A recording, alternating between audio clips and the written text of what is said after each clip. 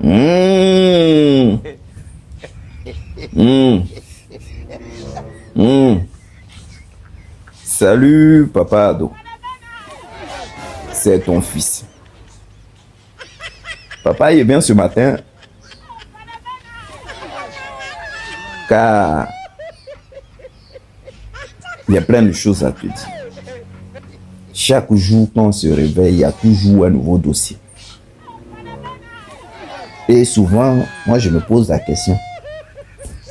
Je me dis, mais tes ministres là, même de quoi ils ont peur? Une simple élection législative.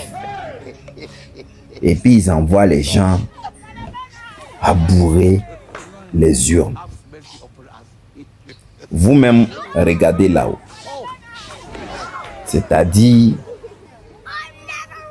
la photo, elle est là. Le gars de la CEI. Clair. On l'a attrapé clair. En train de bourrer les urnes. Vous-même, regardez. Et quand on l'a demandé, il a dit, c'est vos gars, c'est le candidat RHDP. Je lui ai donné le jet, il dit de faire le travail. Donc tout le monde dans la salle, il savait tout. Vous voyez, non, papa? Voilà la version qu'il a donnée. Vous-même, voyez la photo. Bon, papa, c'est pour dire quoi? C'est quand même malheureux.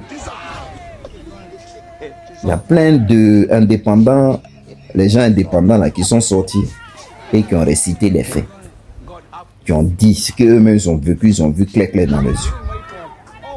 Je vais prendre le récit de mon frère Herman Boa, même vous le connaissez, l'ancien journaliste que le RDA a mis en cabas et après qui est resté longtemps au Ghana et puis il est revenu après. Lui, il s'était présenté en indépendant à l'épée. Écoutons ce qu'il a dit. Son récit qu'il a donné. Moi-même, quand j'ai lu ça, j'ai quand même eu la chair de poule. Et en même temps, je me dis, bon, lui-même, il fallait s'attendre à ça. Et les gens même n'ont pas écouté ce que le président Laurent Gbagbo a dit. Maintenant, c'est quand ça chauffe sur vous. Vous vous rappelez qu'il y avait une personne qui avait dit un truc que vous n'avez pas écouté. Écoutons son récit de Herman Boa. Et si Laurent Gbagbo et le PPACI avaient finalement eu raison?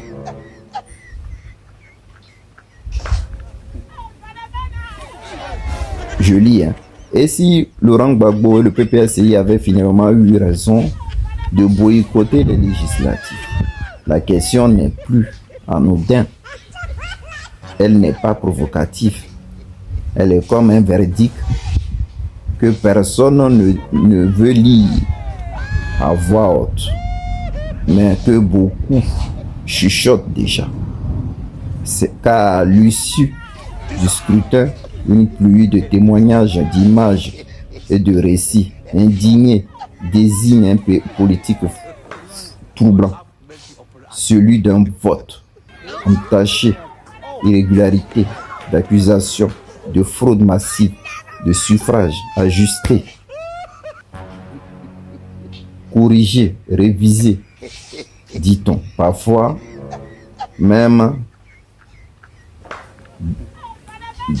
même défiguré. Il s'agit pas-ci de déclarer. Il s'agit pas d'ici de déclarer l'un coupable et l'autre innocent. Ce rôle appartient aux institutions, mais il est permis, il est même légitime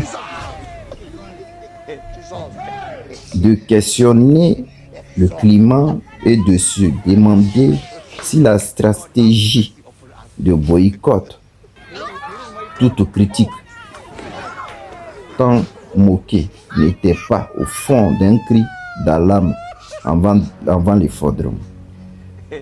Car un boycott dans le langage politique n'est pas un silence, c'est un refus de cautionner. Et si ce refus hier est perçu comme la fuite en avant d'un parti, ressemblait aujourd'hui au geste de celui qui refuse de s'asseoir à une table truquée, à un joueur qui se lève parce qu'il a compris que la partie était déjà décidée, avant même de distribuer les cartes. Certains diront que on ne change pas un système en restant dehors. En restant dehors. D'autres répondront, on ne saute pas la démocratie en jouant dans une pièce où le scénario est déjà écrit. Deux intuitions, deux stratégies, deux conceptions de la lutte. Les résultats contestés donnent soudain de l'épaisseur à la seconde hypothèse. Quand la confiance disparaît, le vote n'est pas une expression, il devient un pari. Quand la transparence s'effrite, le citoyen ne choisit plus. Il espère. Quand les options deviennent trop nombreuses pour être balayées d'un revers de main, le processus démocratique lui-même se transforme en suspect. Dès lors, l'absence n'est plus le fautif, il devient parfois le témoin. Adamant, on peut écrire ça comme ça là. Peut-être. Ah, ouais. Il devient le témoin. L'histoire politique est peine. L'histoire politique est pleine de ces ironies-là. Et ceux qu'on traitait d'irresponsables deviennent, quelques années plus tard, les seuls à avoir vu venir la vague. Peut-être que le PPACI a eu tort. Peut-être qu'il a eu raison. Peut-être qu'il est loin.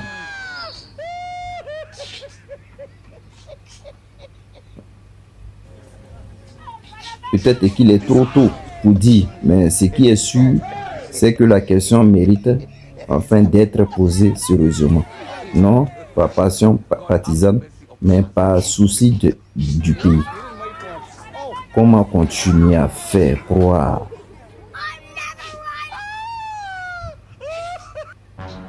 la neutralité du jeu électoral quand ceux qui participent ressortent avec l'impression d'avoir été foulés? Ce débat, il ne concerne pas que le PPACI, il concerne la nation, il concerne chaque citoyen qui se demande si la voix compte encore. Et si finalement ce boycott n'était pas un refus de participer à la République, mais une manière d'appeler à la République, d'appeler que la République n'existe pas sans la confiance et qu'aucun victoire ne vaut le prix de la démocratie boiteuse. L'histoire jugera, mais en attendant, la conscience collective, elle réclame une réponse.